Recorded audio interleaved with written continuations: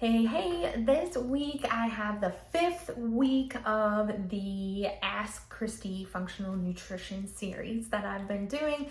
This week I've got a question from Kara. So Kara asked, what functional foods can help improve sleep quality, especially for women in their 30s and 40s who may be experiencing disrupted sleep due to hormonal changes? Okay, so I have two parts to answer this question because the disrupted sleep in your 30s and 40s and hormone changes and things like that, I think there could be two separate issues going on. So I want to make sure that I touch on both of those. Okay, so in hormones, first let's talk about sex hormones. So as we get older, our estrogen, our hormone levels, they're going to just naturally decline leading up to menopause, right? So when we do hit menopause, that drastic decrease in estrogen, that's what causes the symptoms like hot flashes and things like that. It's a huge fluctuation of hormones that our body is not used to. It's a big change and it causes a lot of these symptoms. So even if you're not towards that area yet, right? You're in your 30s and 40s, your estrogen could be declining, just gradually, nothing major, but slowly declining. And that can cause things like night sweats in the middle of the night, which can be uncomfortable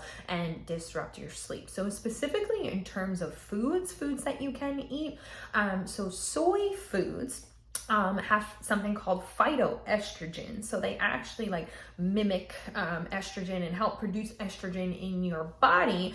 So consuming soy foods can be really beneficial for estrogen levels in your body as you're aging and your estrogen levels are declining. So things like edamame or tofu or tempeh, there's a lot of different things out there. So trying to get 1 to 2 servings per day can help support a healthier estrogen level. So that's first and foremost.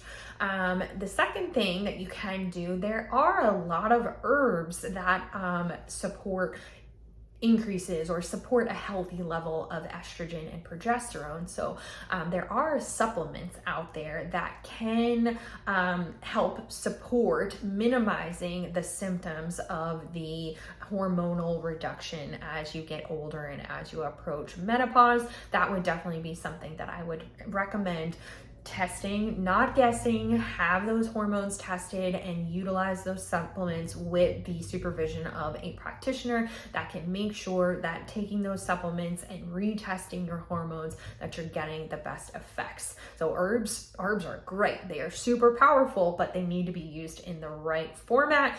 So testing and not guessing is crucial. So definitely work with somebody before you just implement any sort of supplements to increase your estrogen levels. Okay, so the second half of this question, so you talked about disrupted sleep due to hormonal changes. So I want to just remind you that hormones also include cortisol, which is your stress hormone essentially. So not a sex hormone necessarily, but cortisol due to stress can be dysregulated. So your cortisol has a diurnal pattern. It should go up really high in the morning, then come crashing down and be level and low throughout the rest of the day. So when that happens, cortisol comes up to wake you up, and melatonin's really, really low. Melatonin is going to help you sleep. So this is when you should be waking up, and then they kind of crisscross. Cortisol goes down, melatonin goes up, and that's what should be making you stay asleep and fall asleep. But if your cortisol